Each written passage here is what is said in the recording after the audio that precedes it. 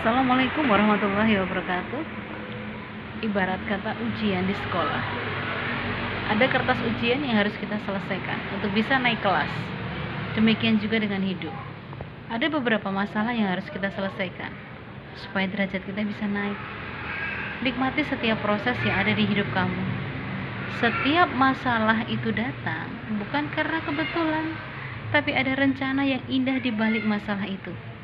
Contohnya misalkan, kenapa saya ditipu padahal saya nggak pernah nipu? Kenapa saya disakiti padahal saya nggak pernah nyakitin? Ingat, orang-orang walaupun tidak baik di kehidupan kita, tapi kita perlu tahu bahwa dari orang tersebut kita akan menjadi orang yang bijaksana dalam menyikapi segala sesuatu.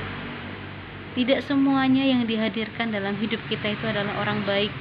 Ada kala ada orang baik, ada kala orang jahat, tetapi dari orang baik dan orang jahat itulah kita bisa tahu, inilah dunia. Kita tidak usah kaget, kenapa ya saya begitu baik dengan dia tapi dia tipu saya. Inilah dunia. Kalau memang disuruh memilih, saya pilih ditipu atau pilih menipu.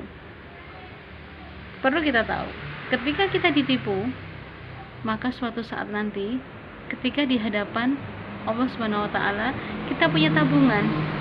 Tabungan apa? Kemungkinan besar kebaikan orang itu akan dikasih ke kita. Karena contohnya misalkan kemarin uang saya ditipu. Kemungkinan ketika itu memang disebut dengan utang, maka suatu saat pasti akan dikembalikan dari amal kebaikan. Dan ketika dikecewakan orang lain, kemungkinan bukan orang itu yang ngasih kebaikan, tapi orang yang akan dihadirkan, orang baru atau orang terdekat kita yang akan membalas kebaikan itu. Jangan pernah bosan melakukan kebaikan, dan jangan pernah mengingat-ingat keburukan seseorang, karena itu hanya akan menyakiti hatimu. Ikhlaskan, kemudian buang pikiran buruk kita kepada orang lain, dan yakinlah tidak ada sesuatu yang sia-sia. Ketika kita menanam, pasti kita akan menuai.